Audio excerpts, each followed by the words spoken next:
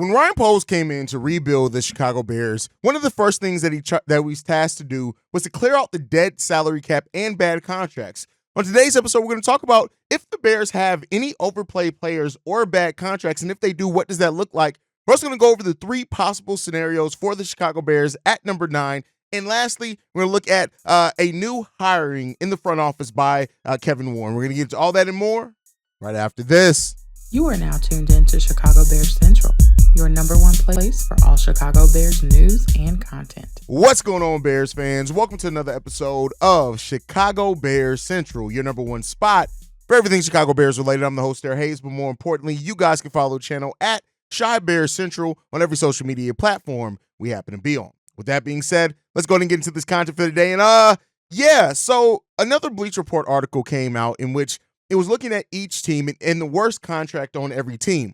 And in this article, they list Keenan Allen as the Chicago Bears' worst contract, but then even in that article listed the fact that the Bears don't really have anybody on their roster that are overpaid. And that got me to thinking and looking at the contract situation for the Chicago Bears and really kind of looking at how Ryan Poles has kind of even done a more masterful job than what we think. When you look at the Chicago Bears, right, they only have 3 players that are paid over $20 million a year. That's Montez Sweat, Keenan Allen, and Tremaine Edmonds that are those 3 players. Montez Sweat, I don't think anybody's going to argue that he is worth every bit of that money he's paid. Tremaine Edmonds, you can make some conversations on that considering last year and how he kind of, was out injured, but, still looking at the time that he was in there was one of the highest players in the league as far as tackles, right?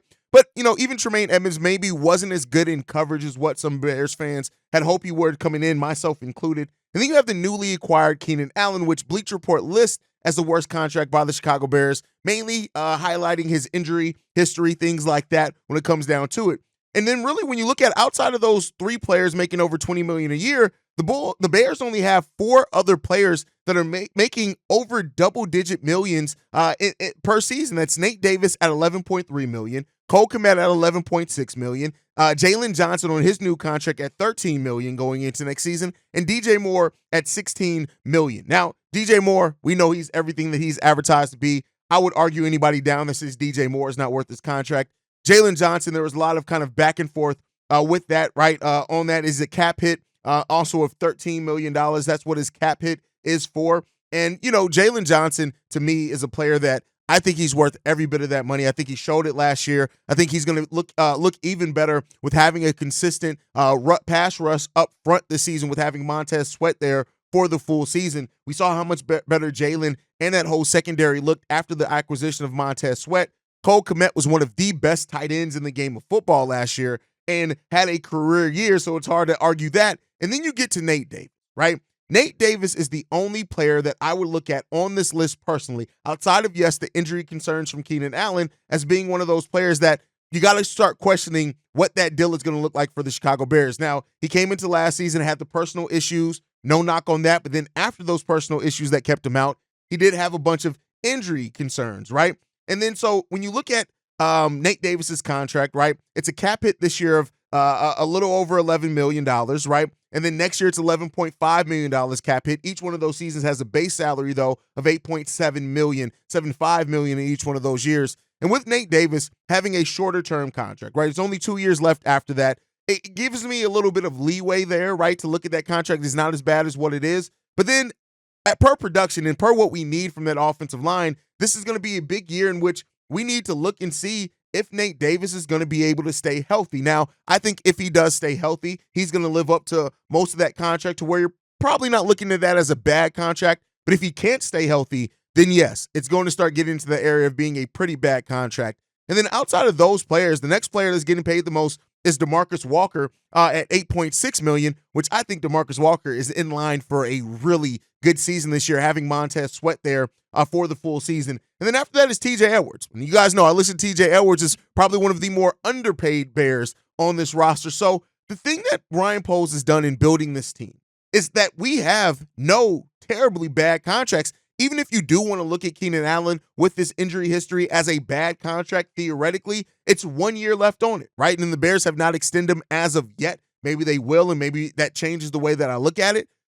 So out of the Bears players right now, they have 68 players on the roster, which we know they're going to have to get down to 53 by the start of the season is that the Bears don't really have any bad contracts. I know that people are going to say, well, look at Braxton Jones and things like that, but that's not a bad contract. For Braxton Jones and what he's been and what his ranking was, which, I think to myself as well, maybe we've kind of overstated a little bit of the falls with Braxton Jones a little bit more. That's not at any stretch of the imagination. You can't really call that a bad contract when you're playing a player less than one. He's a cap hit of less than $2 million.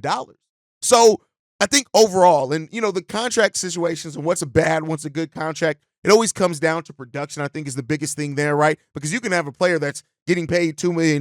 It could be a bad contract if they just suck, right? But we don't technically have a lot of those players or any of those players on this team. And I just want to go back over it and go look at the fact that Ryan Poles, once again, has done something that I don't think, unless you're really kind of looking for, that we talk about enough. Ryan Poles has built a team that, yes, still needs to prove that they can win at a higher level and more consistently. And hopefully this season we're talking about a team that's fighting for a playoff spot for sure.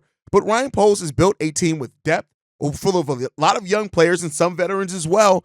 And we don't really have any overpaid or just outwardly bad contracts. And that's not something that a lot of NFL teams can say.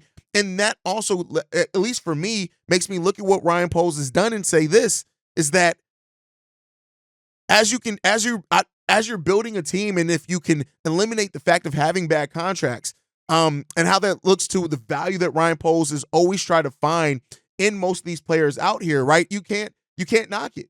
He's done a great job. And what Ryan Poles is building here is, like I've always said with it, is something sustainable. And that's the thing. He leaves so much flexibility with the continued way that this roster needs to go. And when you look at the fact of maybe avoiding paying Justin Fields that next big contract that would have been over $25 million, and then moving that, and maybe, I've argued people down that was kind of contract motivated. And I think that also looks at a place that kind of reframes that, right? So really no super bad. There's some questionable contracts that you hope that players are going to live up to and be able to stay healthy. But overall, the Bears don't really have any bad contracts. And like I said a couple seconds ago, not every team in the NFL can really say that. So let me know what you guys think, though, down below. Maybe you guys view it differently. Do you look at any players on the Chicago Bears roster as outwardly bad contracts, just meaning that, per what they're paid, the production is a net negative to that? Let me know what you guys think. And then also, what do you think is the best value contract on the Chicago Bears? Again, let me know what you guys think on that down below.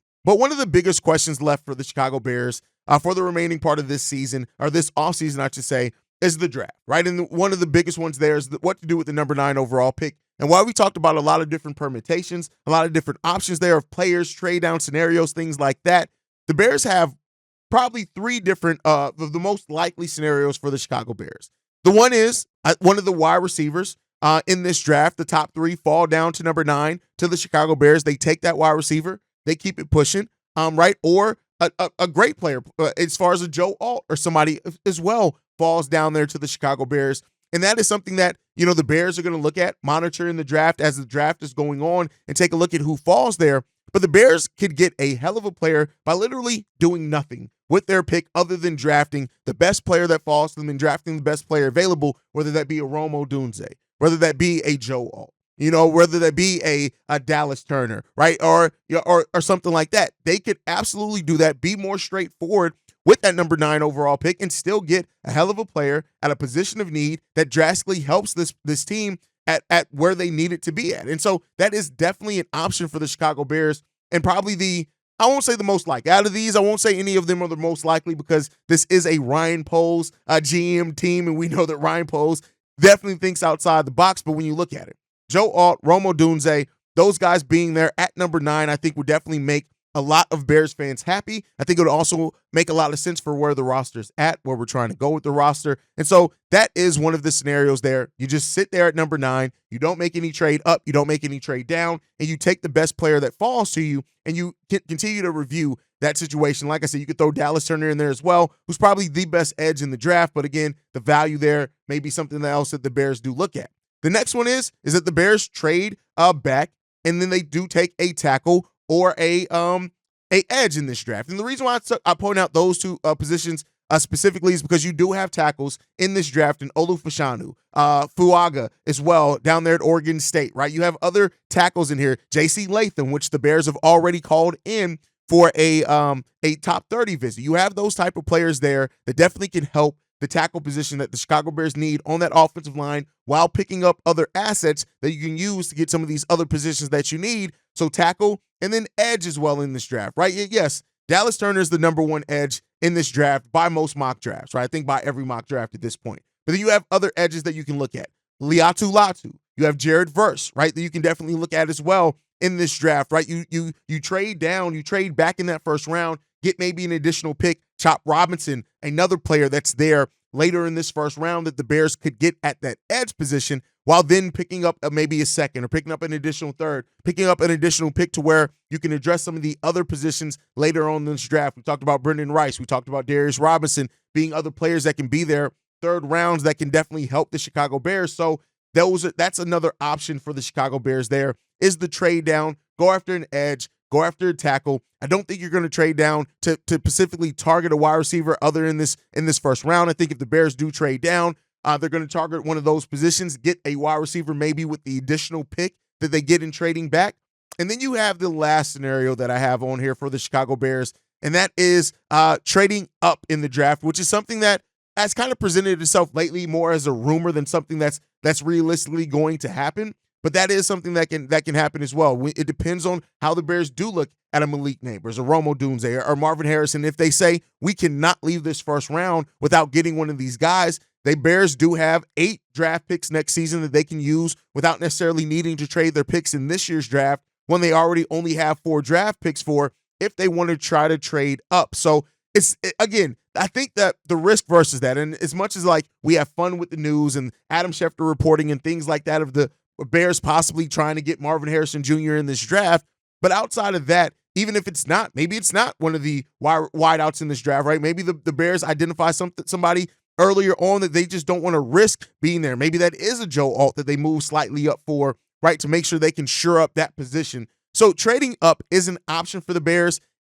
While I said I wasn't going to try to say which one is more likely than not, if I had to rank one as being the least likely option, this is going to be the one that I say is trading up. But again, I could be wrong on that. I'm not saying it's not possible at all. I just personally don't think it's a huge possibility of trading up in this draft, just considering the talent you can get at some other positions by more so trading back than trading up. And then you're gaining assets rather than giving up more assets, right? But again, like I said, I don't like to act like everything's a foregone conclusion. This is a Ryan Poles GM team, so anything is possible when it comes down to it. So, overall, the Bears have done what the Bears and Ryan Poles has tried to do literally since he came in here, and that is maintain the most flexibility possible, and with that flexibility, get the best players that they can to add to this team. And that's something that the Bears and it's been Ryan Poles' mindset and methodology in building this team. And I don't doubt that that's going to continue to be that also. So, we'll see what happens there. I do think that this is going to be a fun draft for the Bears. We're